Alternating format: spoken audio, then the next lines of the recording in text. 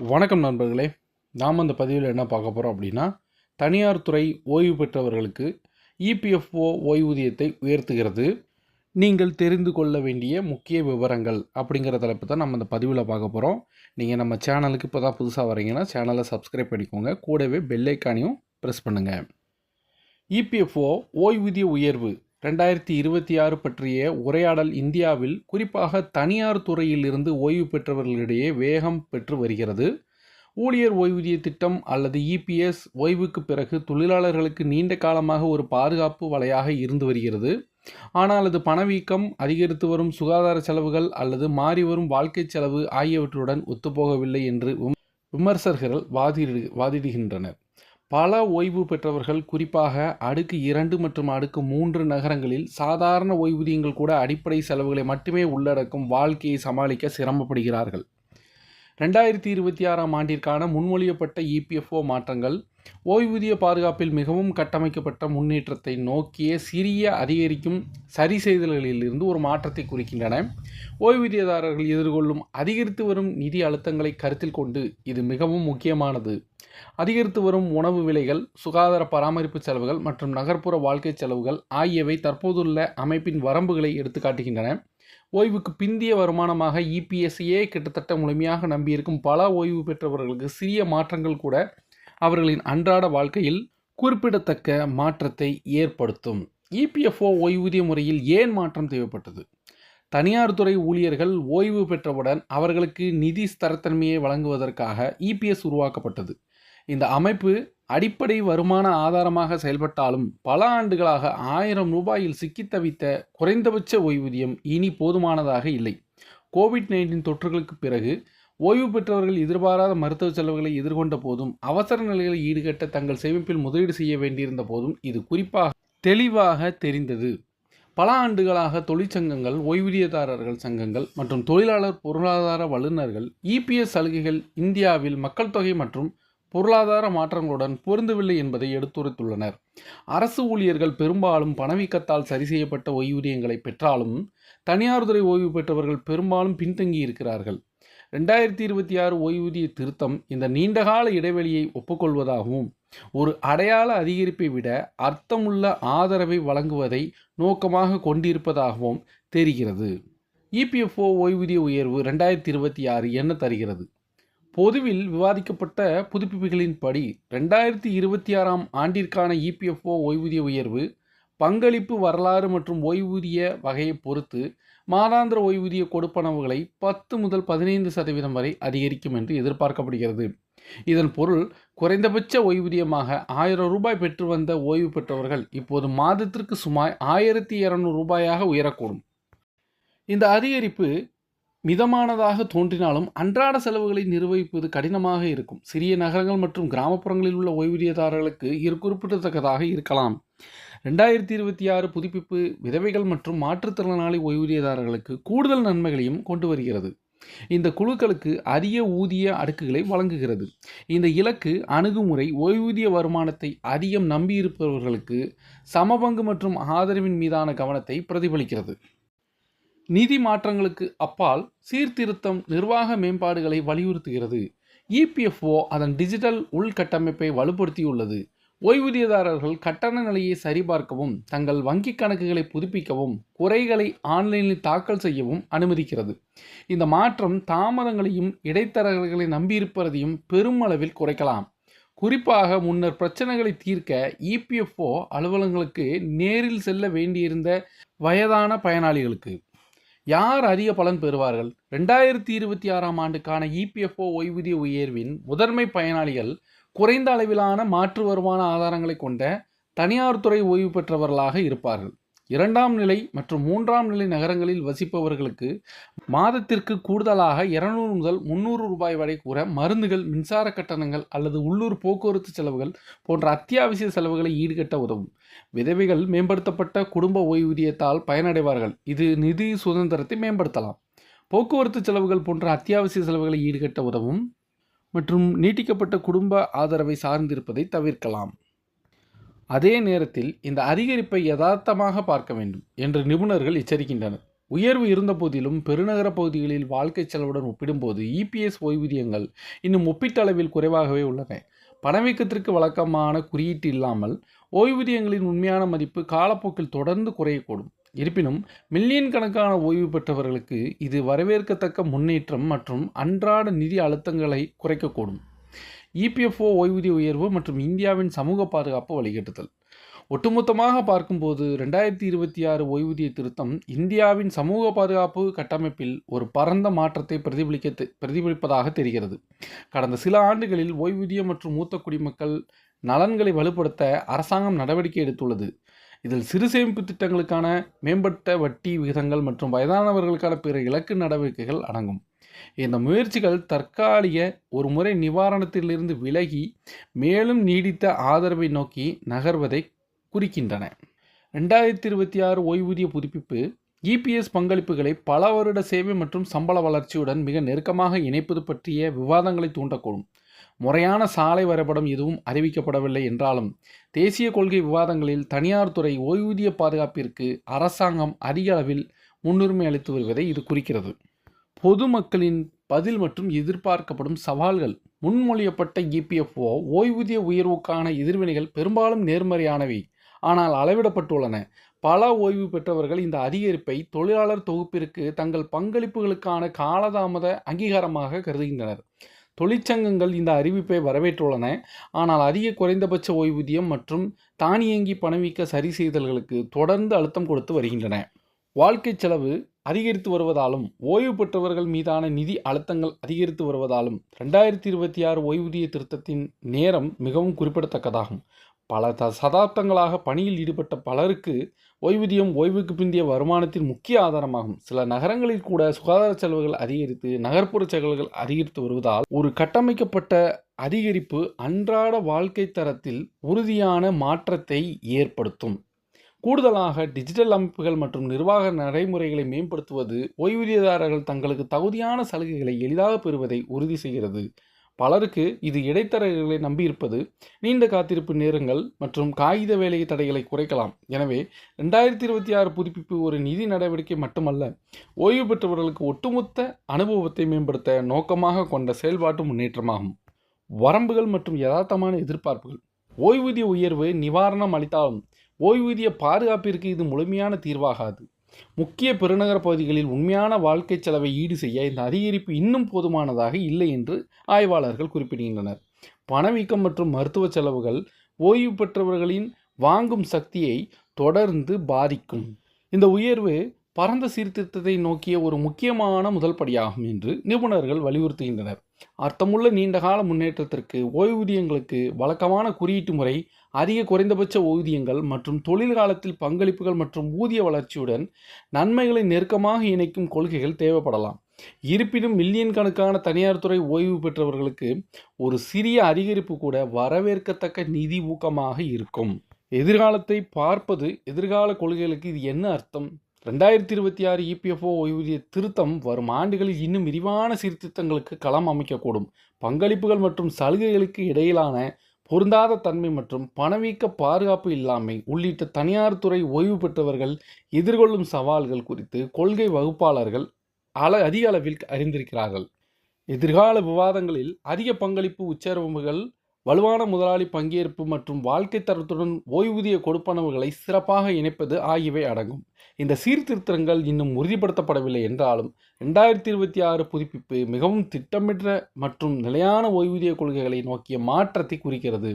தனியார் துறை ஓய்வூதிய பாதுகாப்பு இப்போது தேசிய நிகழ்ச்சி நிரலில் முன்னுரிமையாக உள்ளது என்பதை இது எடுத்துக்காட்டுகிறது. இறுதி பயணங்கள். தனியார் துறை ஓய்வு பெற்றவர்களுக்கு நிதி பாதுகாப்பை மேம்படுத்துவதில் இபிஎஃப்ஓ ஓய்வூதிய உயர்வு 2026 ஒரு குறிப்பிடத்தக்க படியை குறிக்கிறது.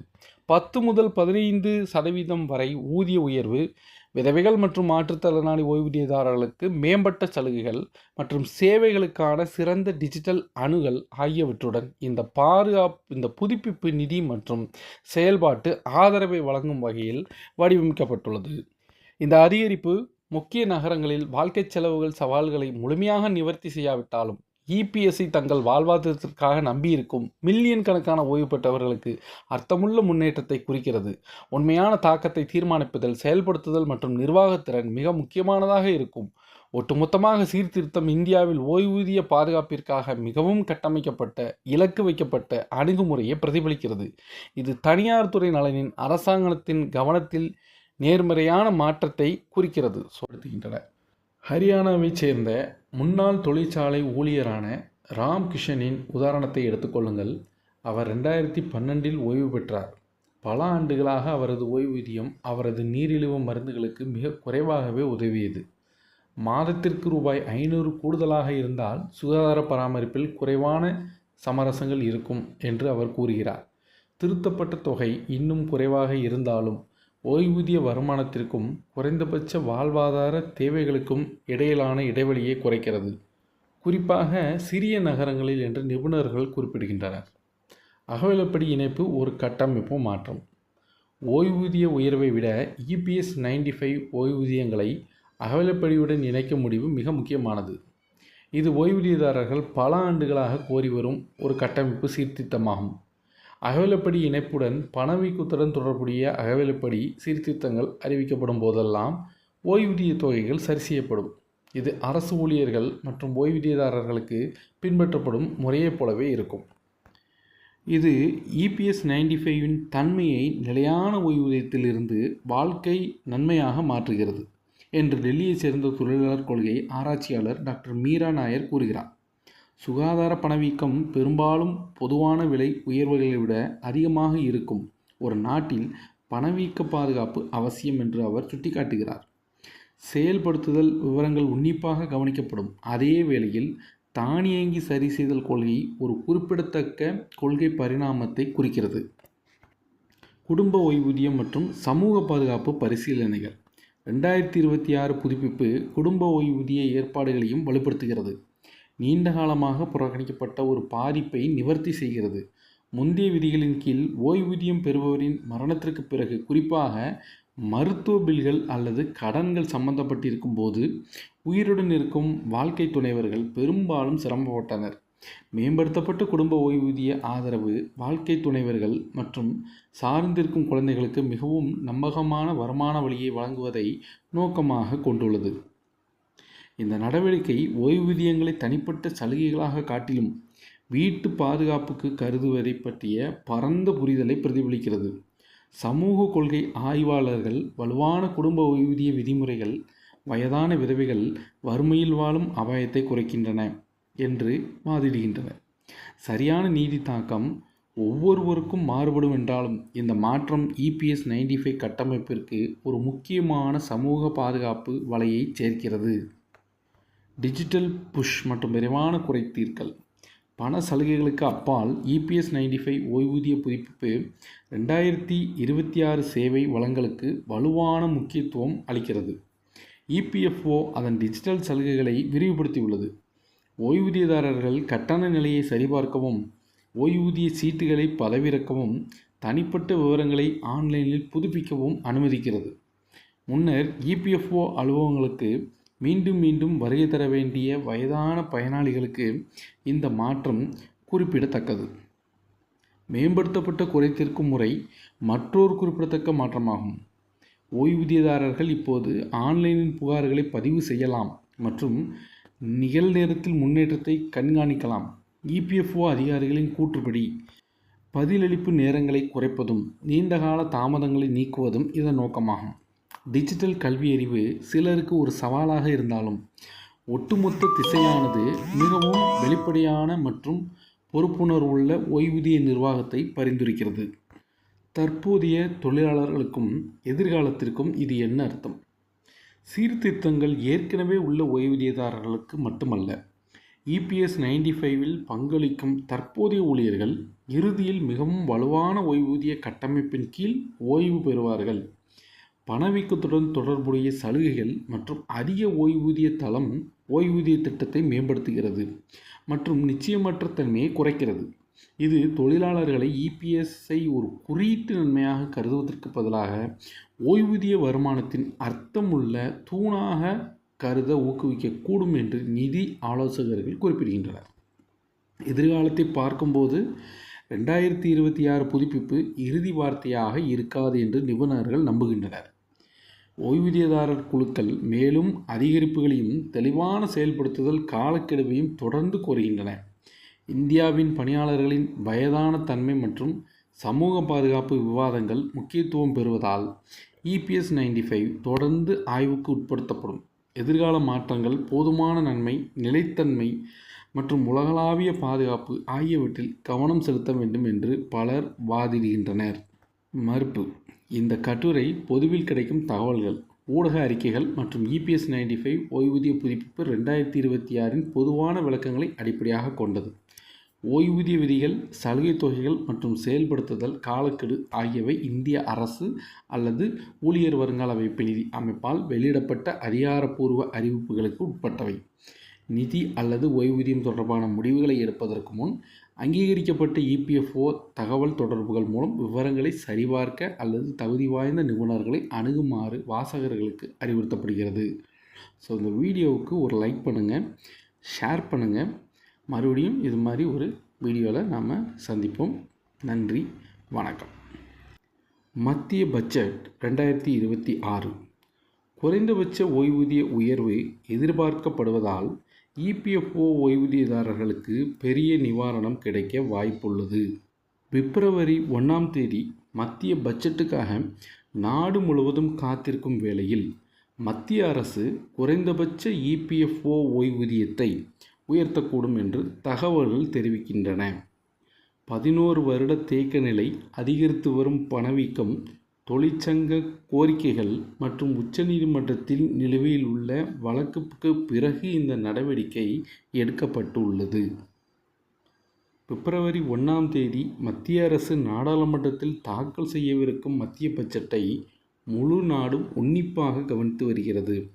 விவாதங்களும் எதிர்பார்ப்புகளும் தீவிரமடைந்து வருவதால் பட்ஜெட் சமூகத்தின் பல்வேறு பிரிவுகளுக்கு என்ன வழங்கக்கூடும் என்பது குறித்து பல கணிப்புகள் வெளியிடப்படுகின்றன. நடுத்தர மற்றும் சம்பளம் வாங்கும் வகுப்பினருக்கான வரி நிவாரணம் ஒரு முக்கிய தலைப்பாக இருந்தாலும் இப்போது கவனம் ஓய்வூதியதாரர்கள் மீது, குறிப்பாக ஊழியர் வருங்கால வைப்பு நிதி அமைப்பின் கீழ் உள்ளவர்கள் மீது திரும்பியுள்ளது. அறிக்கைகளின்படி ஓய்வுக்கு பிறகு குறைந்தபட்ச மாதாந்திர ஓய்வூதியத்தை அதிகரிப்பதன் மூலம் EPFO சந்தாதாரர்களுக்கு மையம் ஒரு நல்ல செய்தியை அறிவிக்கக்கூடும். தற்போது EPF ஓய்வூதிய திட்டத்தின் கீழ் ஓய்வு பெற்ற ஊழியர்கள் மாதத்திற்கு குறைந்தபட்ச ஓய்வூதியம் 1000 பெறுகிறார்கள். பணவீக்கம் அதிகரித்து மாறிவரும் பொருளாதார நிலைமைகள் இருந்தபோதிலும் கடந்த 11 ஆண்டுகளாக இந்த தொகை மாறாமல் உள்ளது. இந்த காலகட்டத்தில் எந்த திருத்தமும் செய்யப்படவில்லை. இது ஓய்வூதியதாரர்களிடையே அதிருப்தியை அதிகரிக்க வழிவகுக்கிறது. தற்போதைய பொருளாதார சூழலில் அடிப்படை வாழ்க்கை செலவுகளை கூட பூர்த்தி செய்ய 1000 போதுமானதாக இல்லை என்று ஊழியர் சங்கங்கள் பலமுறை கூறியுள்ளன. பல ஆண்டுகளாக குறைந்தபட்ச ஓய்வூதிய வரம்பை அதிகரிக்க வேண்டும் என்று தொழிற்சங்கங்கள் கோரி வருகின்றன. ஜனவரி 6ஆம் தேதி பாரதிய மஸ்தூர் சங்க உறுப்பினர்கள் மத்திய தொழிலாளர் மற்றும் வேலைவாய்ப்பு அமைச்சரை சந்தித்து குறைந்தபட்ச EPFO ஓய்வூதியத்தை உயர்த்த கோரி ஒரு திட்டத்தை முறையாக சமர்ப்பித்தனர். கூடுதலாக பிற ஊழியர் அமைப்புகள் குறைந்தபட்ச ஓய்வூதியத்தை மாதத்திற்கு 7000 முதல் 10,000 வரை உயர்த்த வேண்டும் என்று கோரியுள்ளன. இந்த பிரச்சனை உச்சநீதிமன்றத்தையும் எட்டியுள்ளது. அங்கு ஒரு தசாப்தத்திற்கும் மேலாக குறைந்தபட்ச ஓய்வூதியத்தை திருத்தியமைக்க தவறியது தொடர்பான வழக்கு நிலுவையில் உள்ளது. சமீபத்தில் ஓய்வூதிய உயர்வு குறித்த தனது நிலைப்பாட்டை தெளிவுபடுத்துமாறு உச்சநீதிமன்றம் மத்திய அரசுக்கு உத்தரவிட்டது.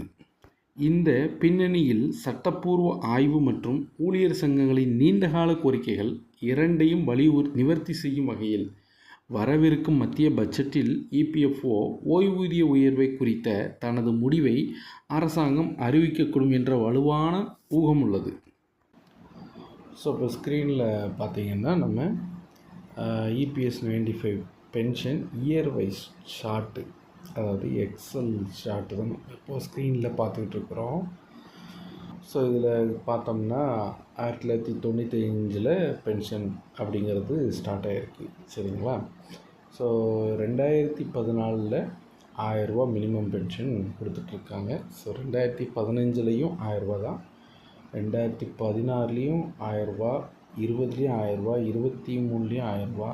ஸோ இப்போ 2025 1000 தான்.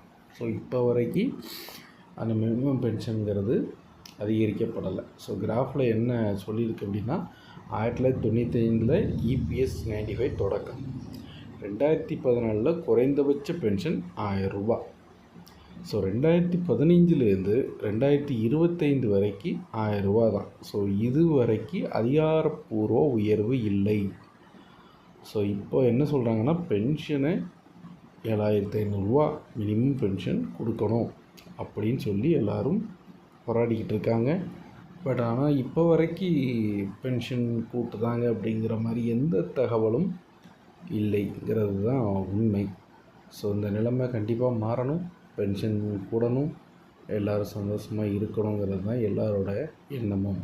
ஸோ பார்ப்போம். நன்றி, வணக்கம். மறுபடியும் அடுத்த வீடியோவில் சந்திப்போம்.